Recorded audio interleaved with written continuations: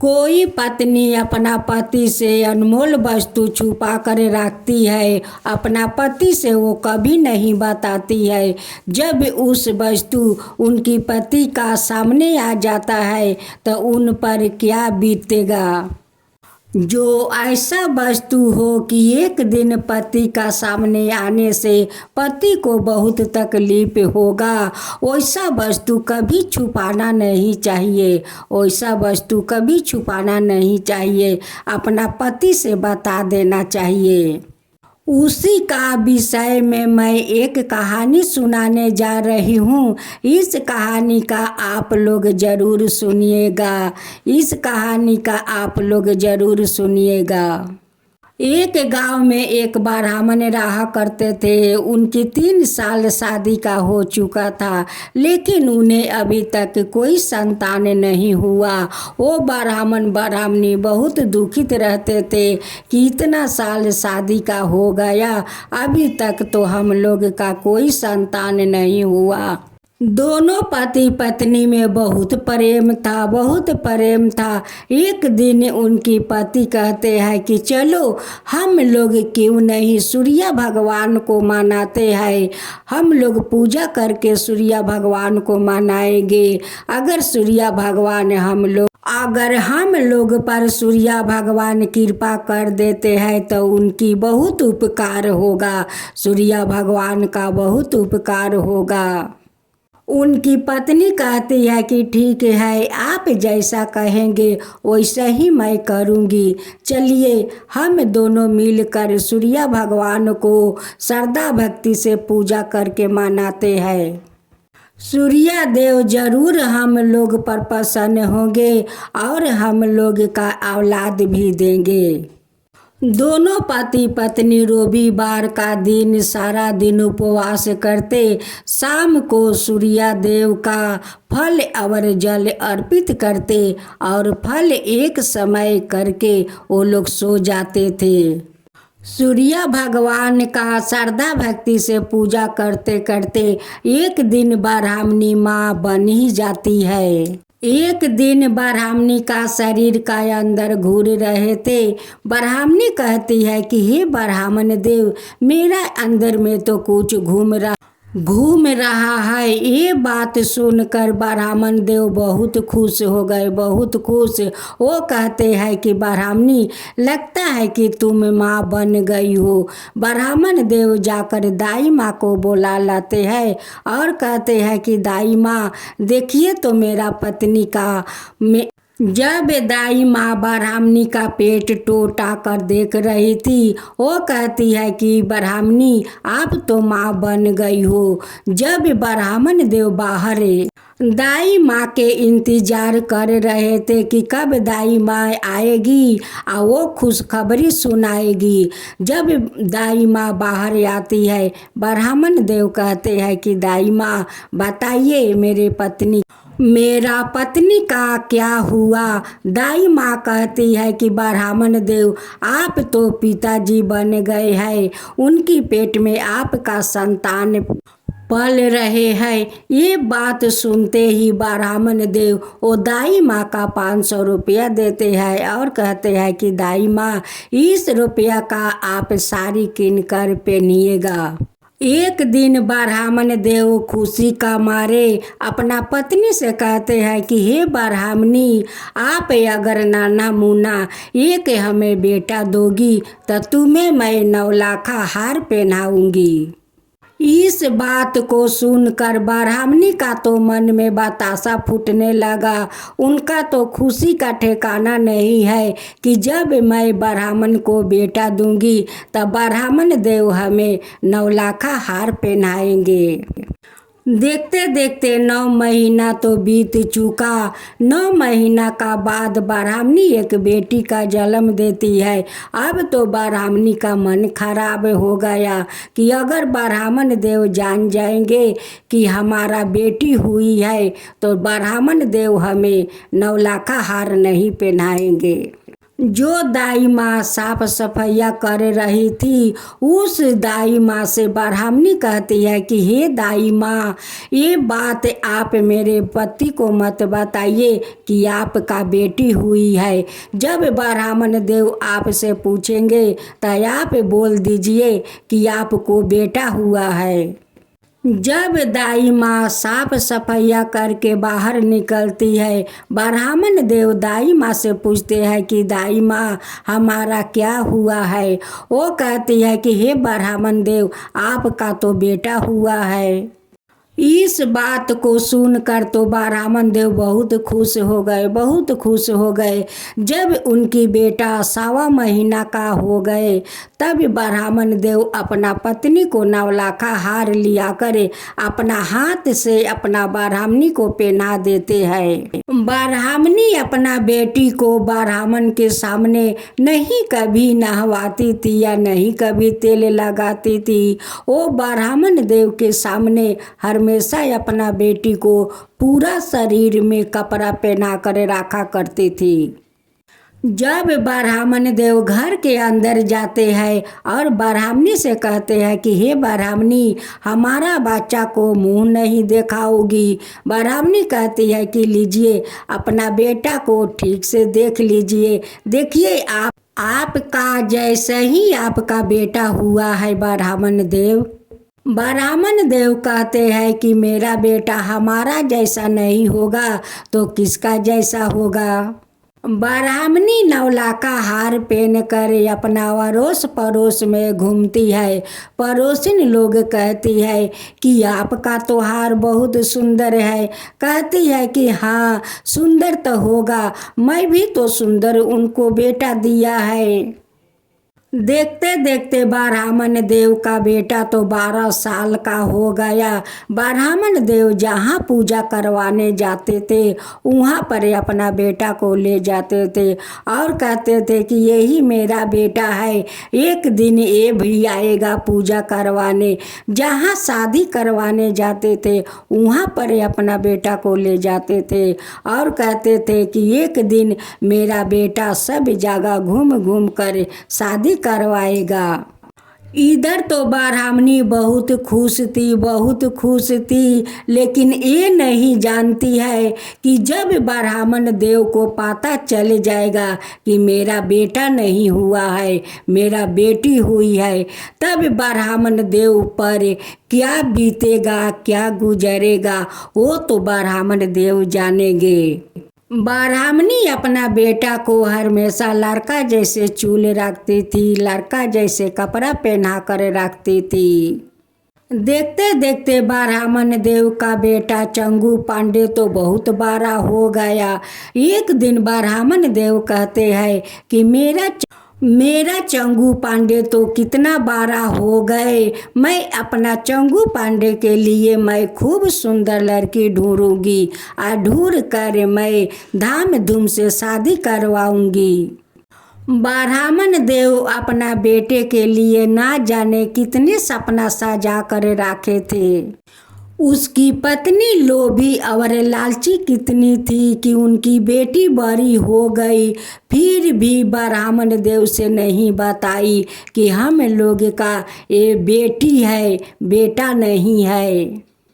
एक नवलाखा हार के लिए अपना पति से इतना बड़ा अनमोल वस्तु का बारे में नहीं बताई। वो कैसी औरत लालची है, लोभी है कि अपना पति का कितने धोखे में राखी है। एक दिन ब्राह्मण देव कहीं बाहर में गए हुए थे। उनकी आंगने में एक नाला था, उसी नाला के ऊपर वो लोग बर्तन भाड़ा मांजते थे, वहीं पर बसुम करते थे। एक दिन दरवाजे खुला था आंगने के। ब्राह्मण देव अचानक एक दिन आंगने में आ जाते हैं और अपना बेटी को देखते हैं नाले पर बसुम करते हुए। उसी पर नजर पड़ जाता है। ब्राह्मण देव को मन में बहुत ज़्यादा दुख लग जाता। मेरा पत्नी इतना बड़ा धोखाबाज है, मुझे इतना दिन से धोखे में राखी है, कभी नहीं बताई कि हम लोग का बेटी हुई है। ये कितना धोखाबाज मेरी औरत है। 1 9 लाखा हार के कारण आज तक हमें ये धोखे में राखी है, कभी नहीं बताई कि हम लोग का बेटी हुई है। ब्राह्मण देव गुस्से होकर घर के अंदर जाते हैं और कहते हैं कि हे धोखाबाज ब्राह्मणी, लाठी और छाता दो, मैं अभी बाहर ढूंढने जा रहा हूँ। ब्राह्मणी कहती है कि हे ब्राह्मण देव, आप इतना गुस्से में क्यों है? क्या हुआ ब्राह्मण देव कि आप इतने गुस्से में है? आप क्या कहते हैं कि लाठी और छाता दो, मैं बाहर में ढूंढने जा रहा हूँ। फूल फुलवारी उगता है, जुआन मर्द खोजता है, ये क्या मतलब है? इसका क्या मतलब है ब्राह्मण देव? इसका क्या मतलब है? आप क्यों इतना गुस्से में है? ब्राह्मण देव कहते हैं कि अरे धोखाबाज औरत है, अभी मेरा गुस्सा तू कहाँ देखी है? मैं तुम्हें गुस्सा दिखाऊंगी। आगे जो मेरा निभाना है, आगे वो तो पहले मैं निभा लूँ। ब्राह्मण देव अपना बेटी के लिए घर बार ढूंढने के लिए वो बाहर निकल गए। जाकर वहाँ पर अच्छे घर बार भी ढूंढ लिया। अब तो सभी पड़ोस का लोग ब्राह्मण देव से पूछने लगे कि हे ब्राह्मण देव, किसका लड़की का शादी है? ब्राह्मण देव कहते हैं कि जाओ उस धोखाबाज औरत से आप लोग पूछ लो कि किसका लड़की का शादी है, वही आप लोग का बताएगी। अब तो सभी पड़ोसिन जाकर ब्राह्मणी से पूछती है कि हे ब्राह्मणी, किसका लड़की के शादी है? कहीं तुम्हारा बहन का लड़की को तो शादी नहीं है। अब तो ब्राह्मणी का मुंह में तो जबान नहीं है। अब तो ब्राह्मणी अपना पड़ोसिन लोग का जवाब नहीं दे पा रही है कि किसकी बेटी है किसकी नहीं, वो तो चुपचाप है। ब्राह्मण देव कहते हैं कि आपका ब्राह्मणी क्या बताई कि किसकी बेटी है? वो लोग कहते हैं कि नहीं ब्राह्मण देव, वो तो कुछ नहीं बोल रही है, वो तो कुछ नहीं बोलती है कि किसका बेटी है और किसका शादी होता है। ब्राह्मण देव कहते हैं कि भगवान इसका जैसा पत्नी किसी को भगवान ना दे, ये तो धोखाबाज है। ये बेटी के बारे में क्या बताएगी? ये तो इतना दिन से बेटा बना कर राखी है, वो कैसे बताएगी? उनकी मुंह में तो काली लाग गई है, बताएगी तो कैसे बताएगी? जो पत्नी अपना पति को इतना दिन से धोखे में राखी है, वो औरत कैसी हो सकती है? वो तो अपना बेटी को बेटा बना कर राखी थी, इसलिए कि वो जो गले में 9 लाखा हार पहन राखी है, उसी 9 लाखा हार का लोभ के कारण मेरे बेटी को इतना दिन से वो बेटा बना कर रखी है। अगर मेरे बेटी पर हमारा नज़र नहीं पड़ता तो इस औरत तो मेरे बेटी को जीवन बर्बाद कर देती, अपना घर में बेटा बनाते बनाते उसे बुढ़िया बना देती, उनकी जीवन बर्बाद कर देती। ब्राह्मण देव अपना बेटी को विधि विधान का साथ शादी किया। शादी करने के बाद बेटी ससुराल चली गई। ससुराल जाकर अपना संसार बसा ली। बेटी बहुत सुख शांति से रहने लगी। खुशी खुशी से अपना ससुराल जाकर संसार करने लगी। ब्राह्मण देव अपना 2 4 कपड़ा झोले में रख लेते हैं और रख कर घर छोड़कर चले जाते हैं। लेकिन ब्राह्मणी एक बार नहीं बोली कि हे ब्राह्मण देव, आप घर छोड़कर कहाँ जा रहे हो? क्योंकि ब्राह्मणी इतना दिन से अपना पति को धोखे में राखी थी, उसलिए तो उनकी जबान बंद हो गया था, कुछ नहीं बोल पा रही थी। ब्राह्मण देव जाते जाते एक तालाब के पास जाते हैं और उसी तालाब के पास जाकर वो रहने लगते हैं। वही तालाब में स्नान करते हैं और सूर्य भगवान को श्रद्धा भक्ति से पूजा करते हैं।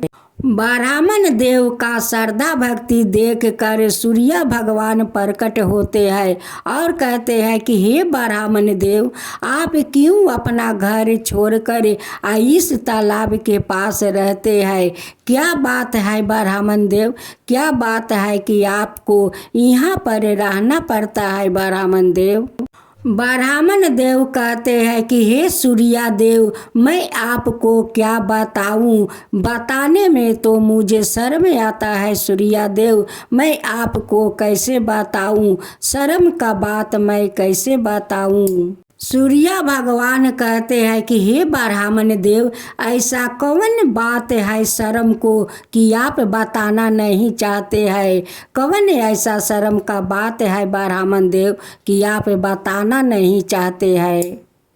हे सूर्या देव, मेरे ही पत्नी मेरे ही बेटी का इतना दिन से बेटा बना कर रखी थी, एक बार हमसे नहीं बताई कि हम लोग का बेटी हुआ है। अगर वो बता देती तो क्या मैं अपना बेटी को फेंक देती? वो फेंकने वाली चीज़ थी कि मैं उसे फेंक देता। अगर मैं अपना बेटी को वसूम करते हुए नहीं देखते तो मेरे बेटी को तो बूढ़ी बनाकर घर में रख देती, तो कितना बड़ा अपराध होता सूर्या देव, कितना बड़ा अपराध होता। सूर्य भगवान कहते हैं कि ब्राह्मण देव, ये तो बहुत बड़ा गलत बात है, ये तो गलत बात है। क्यों ब्राह्मणी ऐसा की? वो कहते हैं कि हे सूर्य भगवान, वो की जानते हैं, एक 9 लाख हार के लिए मेरी बेटी को इतना दिन से बेटा बना करे वो राखी है, एक दिन हमसे नहीं बताई कि हम लोग का बेटी हुई है। मैं अपना बेटी को शादी देकर उनकी संसार बसादी, और मैं यही तालाब के पास आकर रहता हूँ।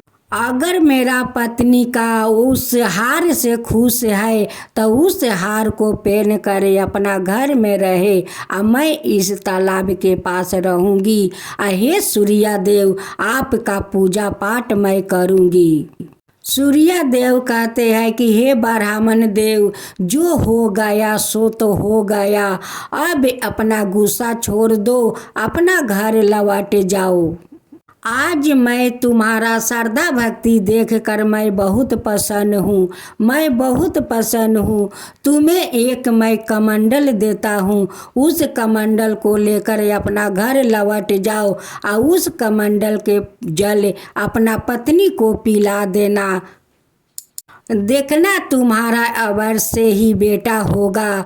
वो ब्राह्मण देव कमंडल लेकर अपना घर लौट जाते हैं और उसी कमंडल से जल लेकर अपना पत्नी को पिला देते हैं। पत्नी उनकर गर्भवती बन जाती है। 9 महीना का बाद उनकर पत्नी एक बेटा को जन्म देती है। ब्राह्मण देव देखकर बहुत खुश हो जाते हैं। ब्राह्मण देव 5 बरस में 5 बार कमंडल का जल पिलाया और 5 बरस में 5 बेटा पाया। ब्राह्मणी 5 बरस में 5 बार कमंडल का जल पी और जल पीकर 5 बेटा दिया। अब तो ब्राह्मण देव सोचने लगे कि 5 बरस में 5 बार इस कमंडल का जल मेरी पत्नी पी और उस जल के कारण 5 बेटा दिया। अगर इस कमंडल को मैं घर में रखता हूँ तो ना जाने मेरे पत्नी गुस्से में आकर कितना दर्जन जो बेटा देगी, वो तो ये तो बहुत बुरा हो जाएगा। नहीं नहीं, इस कमंडल को मैं घर में नहीं रख सकती हूँ। इस कमंडल को जाकर मैं सूर्य भगवान को वापस कर आती हूँ। ब्राह्मण देव उस कमंडल को लेकर जाते हैं उस तालाब के पास और सूर्य भगवान को पुकारते हैं, हे सूर्य भगवान, हे सूर्य भगवान, अब मुझे इस कमंडल को कोई ज़रूरत नहीं है, इस कमंडल को आप ले जाइए। हे सूर्य भगवान, अपना कमंडल वापस ले लीजिए, अब इस कमंडल को मुझे कोई ज़रूरत नहीं है। सूर्य भगवान ब्राह्मण को पुकार सुनकर आते हैं और कहते हैं कि हे ब्राह्मण देव, क्या हुआ कि आप मुझे पुकार रहे हो। वो कहते हैं कि हे सूर्य भगवान, अब मुझे बेटा का कोई ज़रूरत नहीं है, आप अपना कमंडल वापस ले लीजिए, आप अपना कमंडल वापस ले लीजिए। अगर एक कमंडल मेरा घर में रह जाएगा तो बहुत बुरा हो जाएगा सूर्य भगवान, बहुत बुरा हो जाएगा। ना जाने मेरे पत्नी गुस्से में आकर इस कमंडल का कितना बार जल खाएगी और कितना दर्जन बेटा देगी, ये तो पता नहीं है सूर्य भगवान, इसलिए अपना कमंडल वापस ले लीजिए। सूर्य भगवान ब्राह्मण देव को सौभाग्य का आशीर्वाद देकर अपना कमंडल लेकर वापस चले गए। इस कहानी को आप लोग सुनिए और समझिए, ऐसा करना क्या ठीक है? किसी को धोखे में रखना क्या ठीक बात है? ये तो बहुत गलत है। हे सूर्य भगवान, जो आपका कथा कहता है, जो सुनता है, जो हुंकारी पड़ता है, उन सब का ऊपर कृपा कीजिए। हे सूर्य देव, सब का ऊपर कृपा कीजिए। सूर्य देव की जय हो, सूर्य देव की जय हो।